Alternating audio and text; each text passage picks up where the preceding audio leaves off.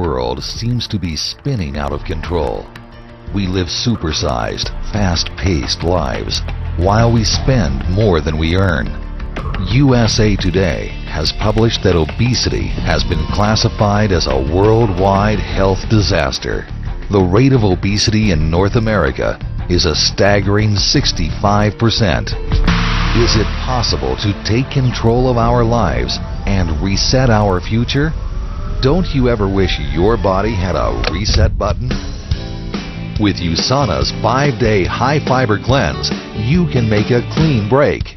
Now's the time for you to say, I'm taking control of my life today.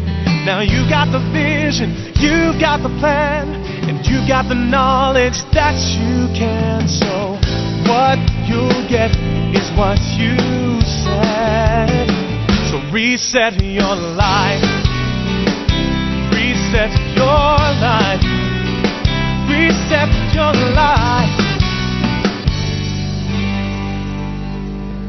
I want to congratulate you on your decision to reset your health.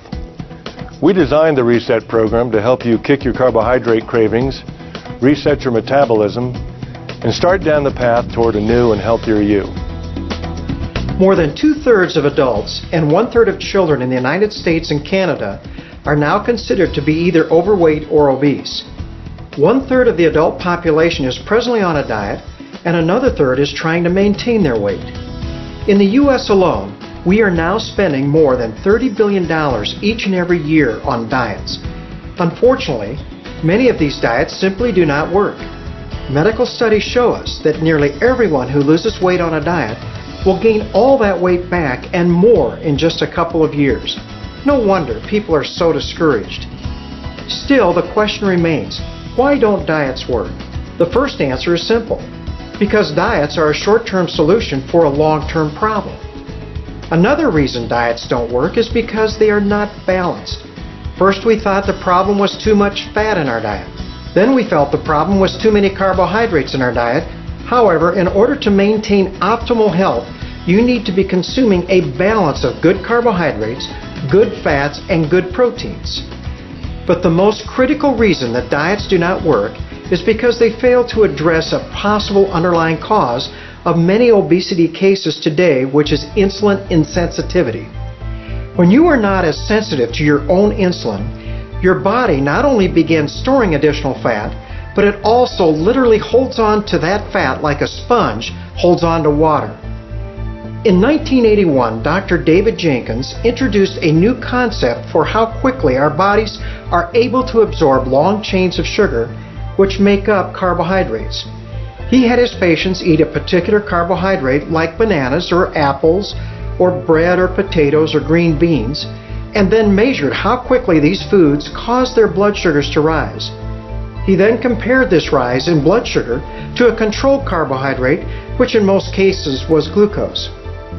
Using this comparison, he was able to calculate a number that he labeled the glycemic index. Dr. Jenkins shocked many by finding that certain complex carbohydrates found in our breads, flour, rice, cereals, and potatoes actually spiked people's blood sugar faster than if we were spooning table sugar onto their tongue. High glycemic foods literally spike your blood sugar and stimulate the release of insulin, which is your storage hormone.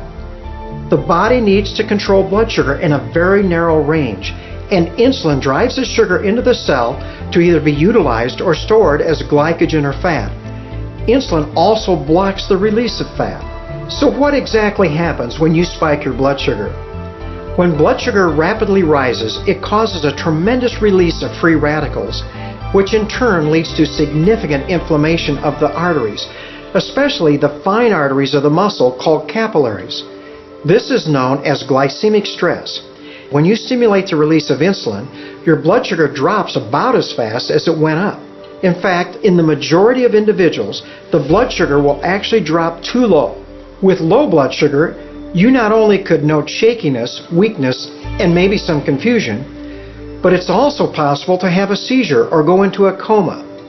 You see, the body must maintain its blood sugar in a very narrow range, because low blood sugar causes the release of stress hormones like adrenaline or cortisol. And even though the blood sugar will eventually return to a normal range, you are often left with an uncontrollable hunger. You just have to eat something, and you usually crave another high glycemic meal. In fact, studies have shown that people who eat a high glycemic meal actually eat 80% more calories during the rest of the day when compared to those that eat a low glycemic meal. Much of what we have been calling emotional eating or cravings are really just this vicious cycle. It is important to realize that your muscle actually becomes less sensitive to your insulin even before your fat cells do. Therefore, your muscles, which normally take up 85 to 90% of the calories from your meal, are not able to utilize the calories normally from any meal or snack.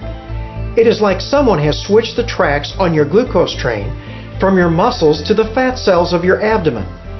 There, the glucose is converted into fat, which is another job of insulin. You see, when you become less sensitive to your insulin, a calorie is no longer a calorie. You begin gaining weight and you really don't understand why. So what is the answer to this dilemma?